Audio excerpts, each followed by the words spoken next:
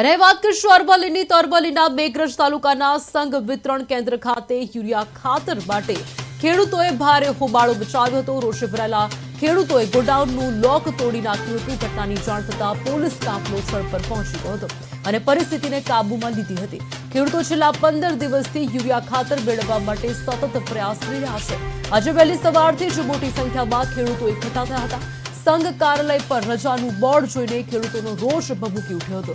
ખેડૂતોએ ગંભીર આક્ષેપ કર્યો હતો કે ગોડાઉનમાં યુરિયાનો પૂરતો સ્ટોક હોવા છતાં તેમને ખાતર આપવામાં આવી રહ્યું નથી। વધુમાં યુરિયા રાજસ્થાન મોકલીને ત્યાં વેચવામાં આવતું હોવાના પણ ગંભીર આક્ષેપો કરવામાં આવ્યા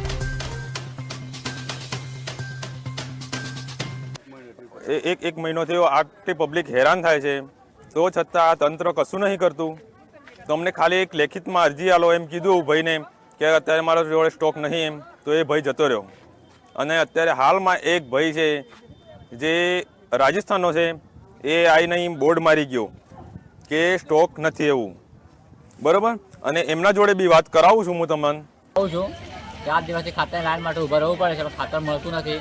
અને આજે બોર્ડ માર્યું છે કે આજે દુકાન રજા છે, દુકાન બંધ છે। જ્યારે અંદર પબ્લિકે લોક તોડ્યું અને જોયું અંદર, તો આટલું બધું ખાતરની બોરી સ્ટોક પડે છે, એ બધું ખાતર કરવાનું શું છે એનો જવાબ કોણ આપશે? આટલું ખાતર પડવા છતાં વિતરણ કેમ નહીં થતું? આ પબ્લિકને હેરાન કરવાના ધંધા કેમ છે? ખાતર પહેલી વાર તો કરવાનું શું છે એ જવાબ આપે। પહેલાં વિતરણ ખેડૂતોને આપવાનું છે, પછી એમને બ્લેકમાં વેચવાનું છે।